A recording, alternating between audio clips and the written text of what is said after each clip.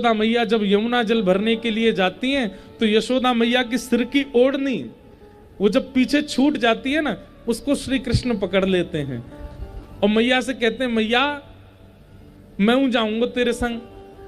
मैया बोली, लाला तू खो जाएगा, मैं तो 2 हाथन से मटकी पकड़ूंगी तो कौन संभालेगा। तो ठाकुर जी कहे, मैं ओढ़नी पकड़ के चलूंगा। और जब यशोदा मैया जाती हैं तो ओढ़नी को ऐसे दोनों हाथों से पकड़ के कहीं मैं खो ना जाऊं, वो परमात्मा पीछे पीछे चलता है। तब आकाश में देवता कहते हैं, जय हो यशोदा मैया। पूरे ब्रह्मांड का निर्माण करने वाला खुद डर रहा है कि मैं खो ना जाऊं और आपकी ओढ़नी पकड़ के चल रहा है। और उसी समय गोपियां अपने अपने घर की खिड़कियों में बैठ जाती हैं, हाथ में मक्खन लेकर के, और सबको पता है कन्हैया जा रहा होगा।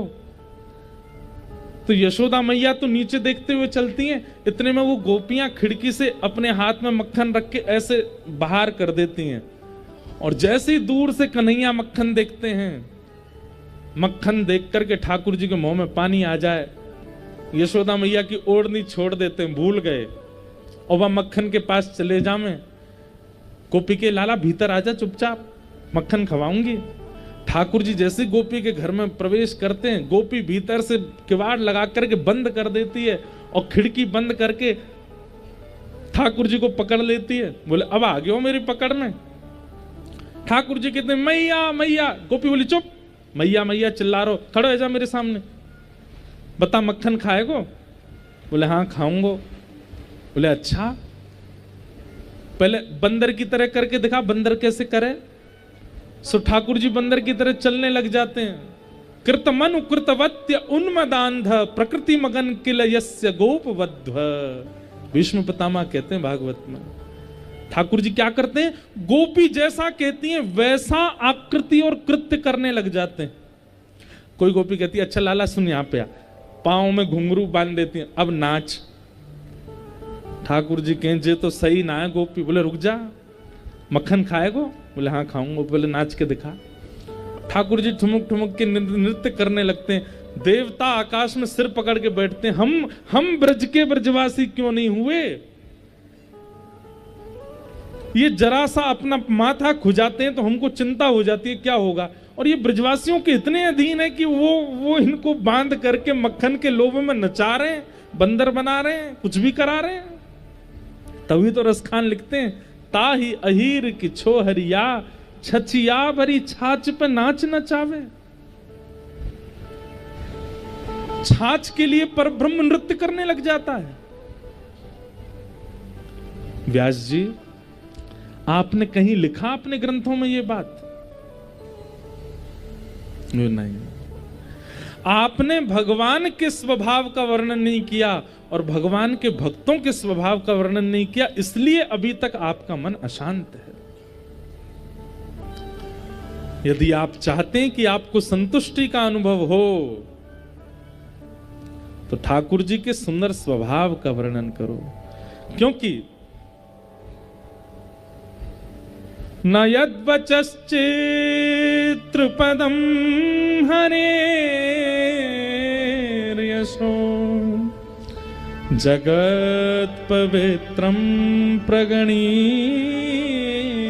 कचित् तद्वायशं तीर्थमुशन्ति मानसा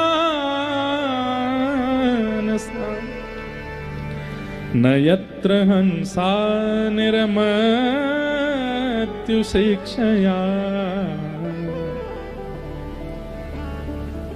जिस प्रकार जिस कीचड़ में कोई स्नान करते हैं वहां कभी हंस नहीं आया करते। जगत पवित्र, जगत उद्धारण करने वाले ये भक्त चरित्र और भगवान के यश का चरित्र निर्मल जल है, जिसमें हंस कोटि के वैष्णव ही आते हैं। इसलिए कृपा करके उन हंस कोटि के वैष्णवों के लिए आप भगवान के सुंदर यश का गान करो, भगवान के निर्मल यश का गान करो। उनका प्रभाव मत बताओ, दुनिया जानती है वो कैसे हैं, पर अब उनके स्वभाव का वर्णन करो।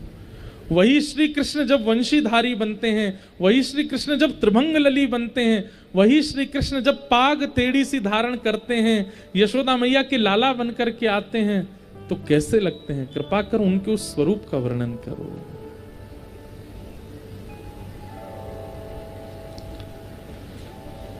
अपने भक्तों की पुकार सुनकर के वो कृष्ण कैसे दौड़े चले आते हैं, कृपा कर उसका वर्णन करो। तब आपके चित्त को शांति प्राप्त होगी, तब आपके चित्त को संतुष्टि होगी।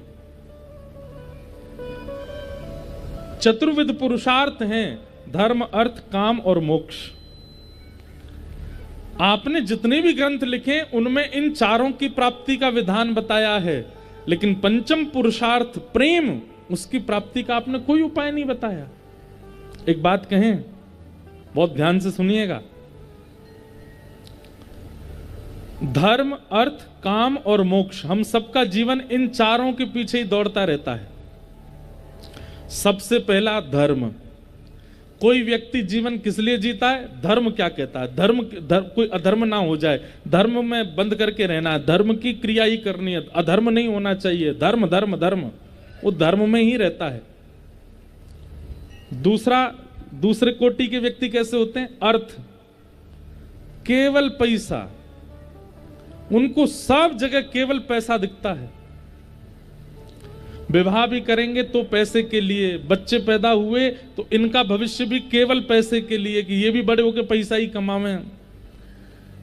हम जबलपुर जा रहे हैं, वहां पर भी यहाँ जमीन का रेट क्या चल रहा है, यहाँ पे 1-2 प्लॉट खरीद के डाल दो, बेच देंगे, पैसा यहां से भी कमाओ, इससे पैसा उससे पैसा। कथा भी पैसे के लिए ही कराते हैं कई लोग, इससे भी पैसा आएगा बहुत सारा। कई लोगों का जीवन केवल धर्म के लिए होता है, कई लोगों का जीवन केवल अर्थ के लिए होता है, कई लोगों के जीवन का उद्देश्य केवल काम, वासना और कामना, इन दो की पूर्ति में ही रहते हैं वो हमेशा। हर रोज एक नई कामना जन्म लेती है और उस कामना को पूर्ण करने के लिए वो मेहनत करते हैं, परिश्रम करते हैं, सब प्रकार की मेहनत करते हैं। वो कामना पूरी होनी चाहिए, वासना पूरी होनी चाहिए।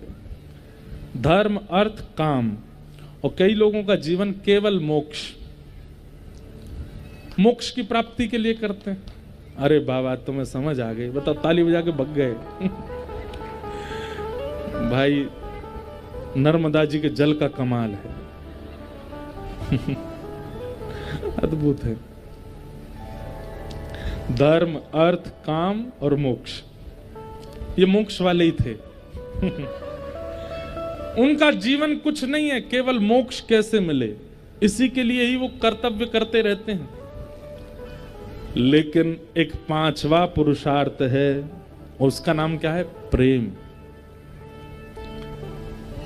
प्रेमी जो होता है उसको कभी कभी धर्म की चिंता नहीं होती, उसको कभी कभी अर्थ की चिंता नहीं होती, उसको कामनाओं की चिंता नहीं होती, और सबसे बड़ी बात, उसको मोक्ष की भी चिंता नहीं होती।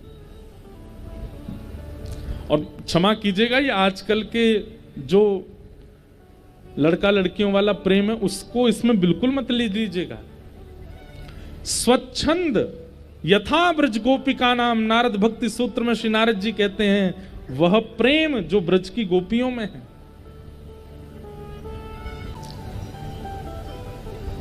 जिन गोपाल, बहुत सुंदर पद है।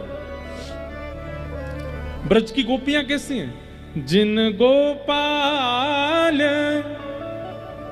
कियो वश अपने, जिन गोपाल कियो वश अपने, जिन गोपाल कियो वश अपने,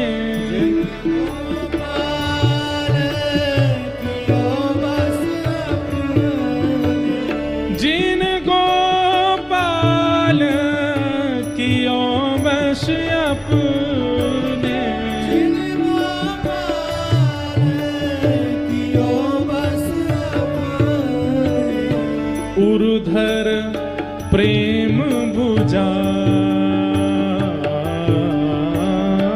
उर्धर प्रेम बुझा,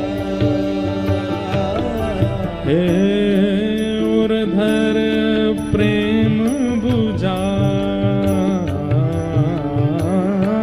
उर्धर प्रेम बुझा, गोप ध्वजा, गोपी प्रेम की ध्वजा। हाँ, गोपी प्रेम की ध्वजा, गोपी प्रेम की। प्रेम किनका है? ब्रज की गोपियों का। जिन गोपाल कियो वश अपने, उर्धर श्याम भुजा। या दोहने बहनने मथनो पलेप, प्रेंखें खनार भरुदितो क्षणमार जनादो। श्रीमद् भागवत जी में कितना सुंदर वर्णन करते हैं। या दोहने, गैया का दूध काटती काटती भी कृष्ण स्मरण करती हैं। अपने घर में गोबर का चौका लगाते समय भी कृष्ण स्मरण करती हैं। अपने बच्चों को दूध पिलाते समय, पति की सेवा करते समय, सब क्रियाओं में कृष्ण मन, कृष्ण धन, कृष्ण ही हमारो मन। आठों याम ऊधो हमें कृष्ण ही सो काम है। जो कृष्ण चिंतन के अलावा और कुछ विचार ही नहीं करती हैं, वो गोपियां। ये है प्रेम। और एक तो होता है संसारी प्रेम की प्रशंसा संसारी लोग करते हैं, पर ऐसा प्रेम जिसकी प्रशंसा कौन कर रहा है?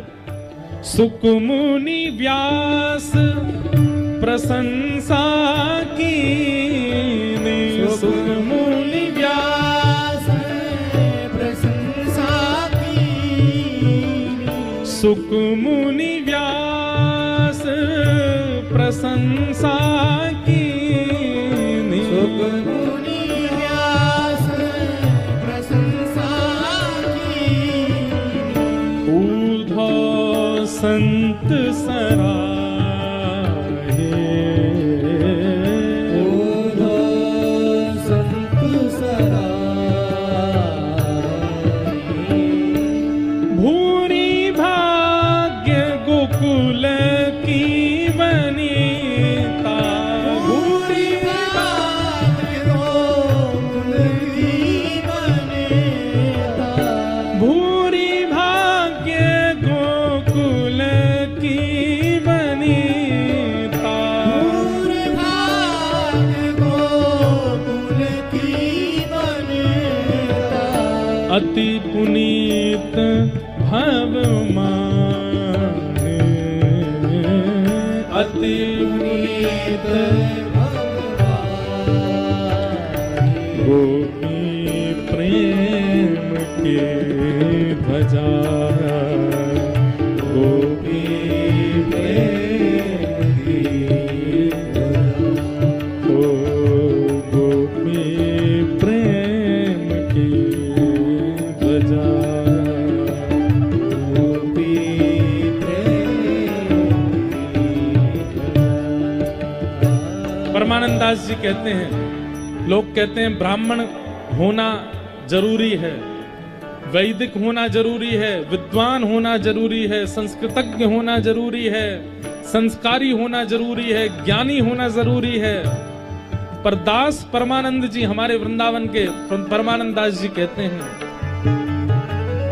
कहा भयो जो विप्रकुल जन्मो, कहा भयो जो विप्रकुल जन्मो, कहा भयो जो विप्रकुल जन्मो, कहा भयो जो विप्रकुल जन्मो। और सोहरी सेवा नाहि, सोहरी सेवा नाहि। अरे ब्राह्मण कुल में तो जन्मा है, वैदिक तो है, शास्त्री तो है, ज्ञानी तो है, कुलीन तो है, त्रिकाल संध्या तो करता है, जनेऊ तो धारण करता है, पर हरि सेवा और हरि प्रेम उसके चित्त में नहीं है। क्या फायदा फिर विप्र कुल में आने का? हमारे ब्रज के रसिक संत कहते हैं, सो कुल धन्य दास परमानंद, सो कुल धन्य दास परमानंद, सो कुल धन्य दास परमानंद, सो कुल धन्य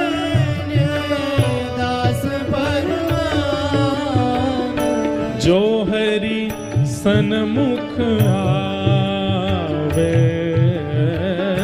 जो हरि सन्मुख आवे, जो हरि सेवा पावे, जो हरि सेवा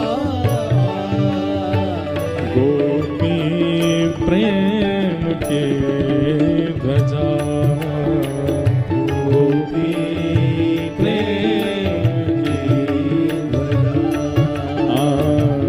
गोपी प्रेम की ध्वजा, गोपी प्रेम की ध्वजा, जिन गोपाल कियो वश अपने, गोपाल कियो बस अपने, उर्धर श्याम भुजा, उर्धर श्याम भुजा, गोपी प्रेम की ध्वजा, गोपी प्रेम की ध्वजा, गोपी प्रेम की ध्वजा, गोपी प्रेम की ध्वजा। तो प्रेम का अभिप्राय क्या है? संसारी प्रेम नहीं। अब मैं प्रेम पर बोलने लग जाऊं तो फिर पूरा समय उसी में निकल जाएगा। रास पंचाध्याय में गोपियां अपना प्रेम प्रकट करती हैं ठाकुर जी के आगे। मैवं विभोर हति भवान गदितुम नृशंसम संत्यज्य सर्व विषयांस तव पाद मूलम भक्ता भजस्व दुर्वग्रहमात्यजास्मान देवो यथादि पुरुषो भजते मुमुक्षु। गोपियां कहती हैं, अब इस श्लोक का अर्थ तो अलग है, पर वहीं गोपियां कहती हैं कि हमारा प्रेम देखने का नहीं है कि हमें दिखो, हमारा प्रेम सुनने का नहीं है कि हमें सुनाई दो, हमारा प्रेम स्पर्श का नहीं है कि हमें स्पर्श करो, हमारा प्रेम मिलने का नहीं है कि आप आके हमसे मिलो श्याम सुंदर। हमारा प्रेम तो केवल है एक बार कह दो कि आपने हमें स्वीकार कर लिया और जीवन भर के लिए हमसे दूर चले जाओ, हम उसी में ही जीवित रहेंगी, उसी में ही अपना प्रेम मान लेंगे कि आपने एक बार कह के स्वीकार कर लिया। ऐसा प्रेम जहां रूप रस स्पर्श गंध और शब्द की वासना युक्त दुर्गंध हो, उसको प्रेम नहीं कहते। गोपियों का प्रेम सामान्य नहीं है। उस प्रेम का वर्णन कीजिए, तब आपके चित्त को शांति होगी। नारद जी महाराज के इस वक्तव्य के बाद वेद व्यास जी महाराज बोले, मैं कैसे वर्णन करूं इस भाव का, क्या करना पड़ेगा मुझे उसके लिए? तो बोले, समाधिना नुस्मर तद विचेष्टितम, समाधि लगाओ। और श्री वेद व्यास जी महाराज समाधिस्थ हुए और समाधिस्थ भाषा में ही वेद व्यास जी महाराज ने भागवत की रचना की। नारद जी महाराज ने पूर्व जन्म की कथा बताते हुए कहा था कि समाधि से जब एक दासी पुत्र नारद बन सकता है, आप यदि उद्देश्य पवित्र करके प्रेम का उद्देश्य रख के अगर समाधि लगाओगे तो आपको प्राप्त नहीं होगा। समाधि लगा और समाधि में गए वेद व्यास जी महाराज। जैसे समाधि पूर्ण हुई, भागवत जी की रचना हुई। आहा, भागवत जी की रचना हुई।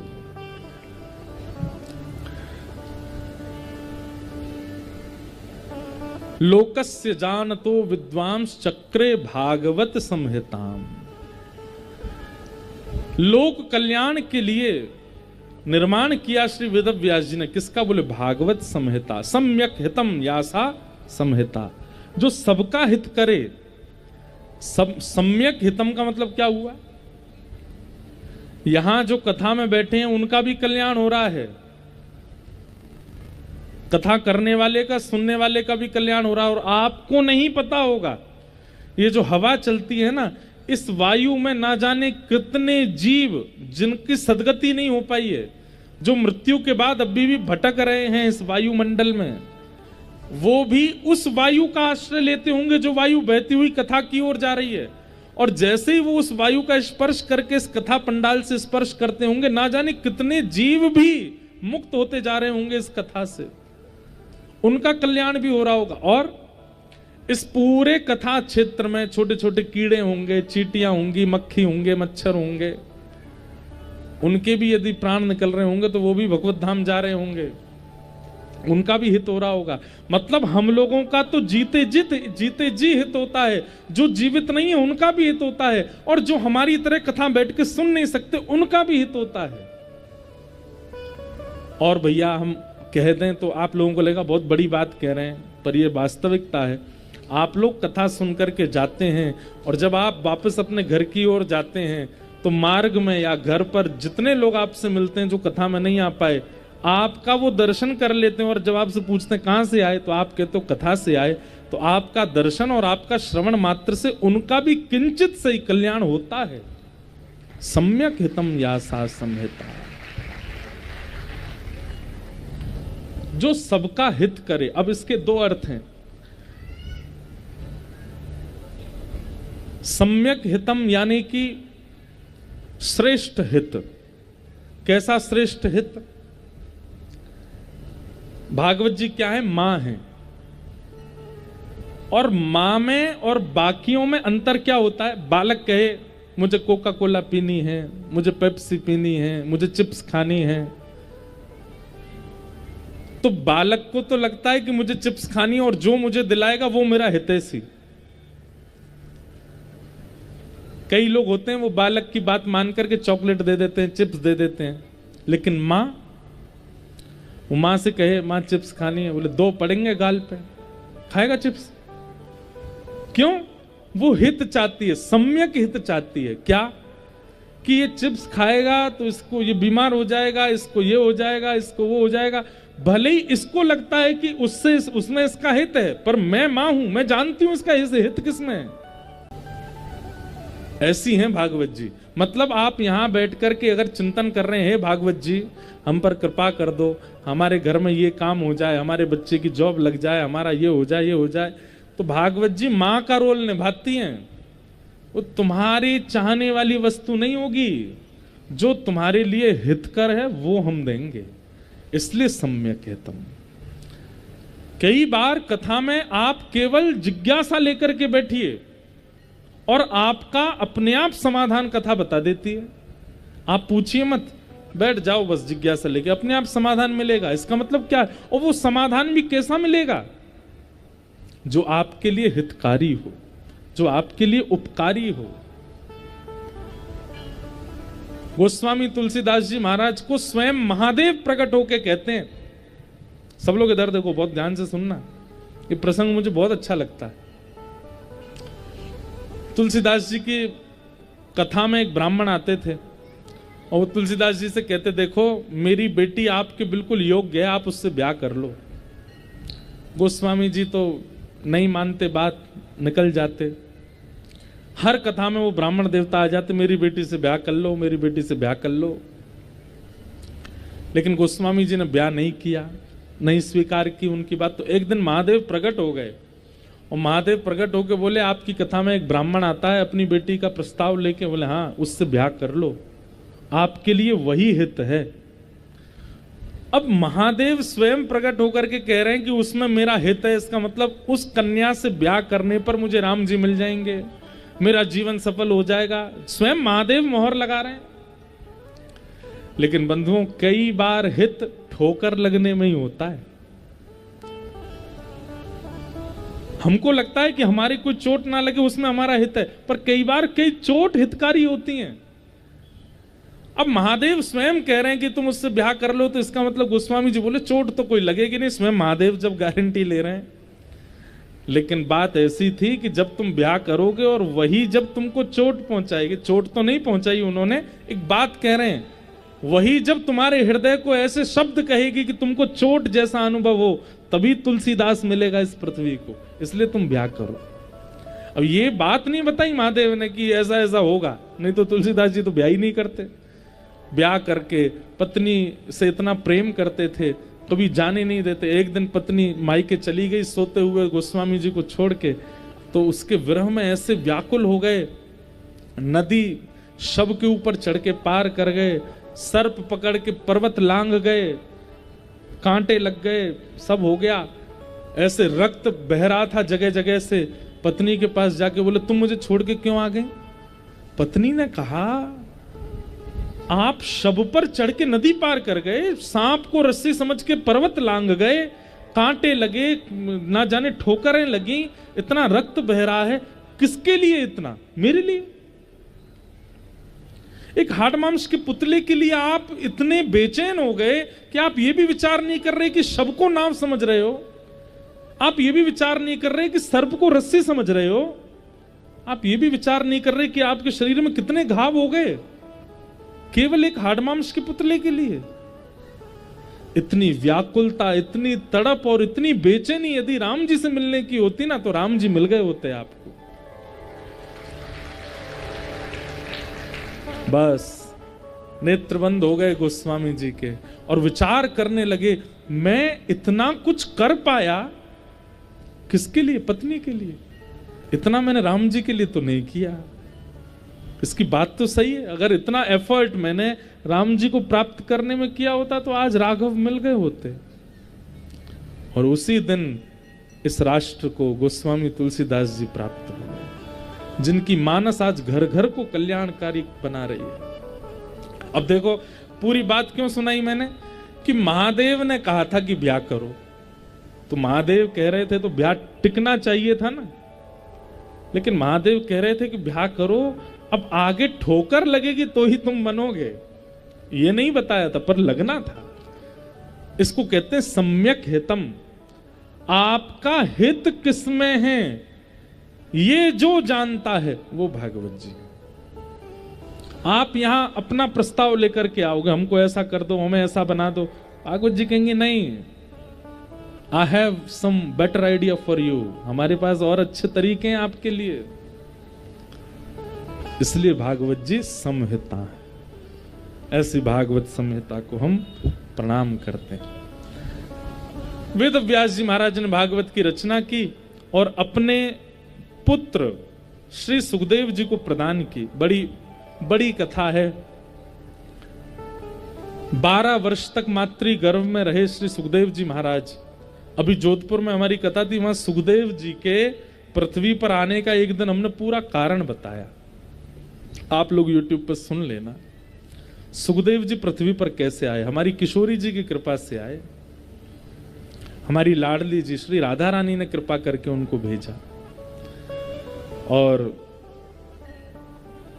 वेद व्यास जी के यहां जन्म लेते ही यम प्रव्रजंत मनुपेत अपेत कृत्यम द्वैपायनो विरह कातर आजुहाव पुत्रेति तन्मय तया तरवो विने दुस्तम सर्वभूत हृदयम मुनिमान तोष्मी।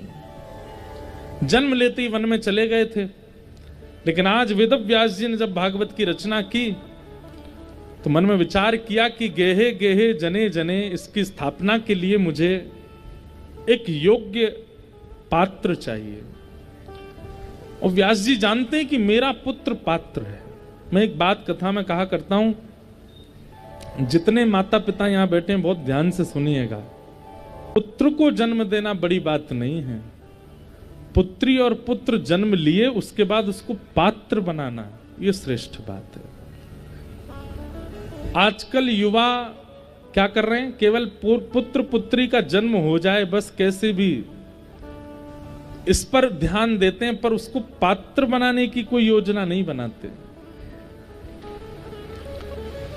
एक बालक को जन्म के बाद उसकी 18 साल की उम्र में ले जाकर के उसको पात्र बनाना, यह सबसे बड़ी तपस्या है इस संसार में। अगर कोई माता पिता बालक को श्रेष्ठ पात्र बना देते हैं, उनको हिमालय पर तप करने के समान फल प्राप्त होता है। कि उन्होंने इस राष्ट्र को, इस पृथ्वी को, इस भूमि को एक श्रेष्ठ व्यक्तित्व प्रदान किया। आजकल के माता पिता उसको तप नहीं मानते, उसको परवरिश मान करके हमारा वंश बढ़ गया, हमारा बालक हो गया, और उसमें लगे रहते हैं। ठीक है, बालक की तो करने दो, बालक की तो है खाने दो, बालक की तो है पीने दो, बालक की तो है नाचने दो। अच्छा है, सब कुछ करे, लेकिन ये विचार आपके मन में सदा रहना चाहिए कि ये एक पात्र बन करके निकले। केवल मेरे वंश का या मेरे कुल खानदान का उद्धार करने वाला नहीं, इस राष्ट्र का उद्धारक बने। इस विचारधारा से बालकों की परवरिश करो। आप एकादशी के व्रत मत कीजिए, आप सोमवार के व्रत मत कीजिए, आप कोई यज्ञ अनुष्ठान मत कीजिए। आपका यज्ञ अनुष्ठान सब कुछ एक है। एक बालक को पात्र बनाओ,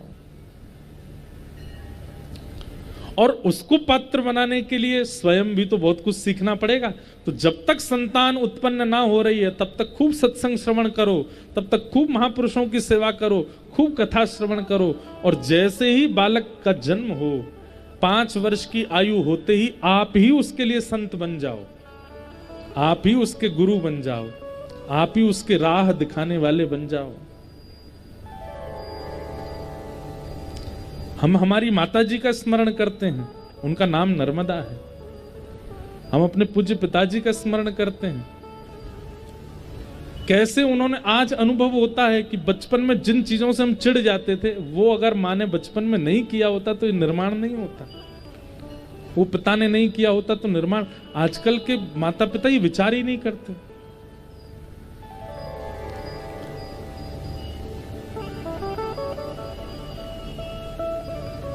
पात्र बनाइए, पुत्र नहीं।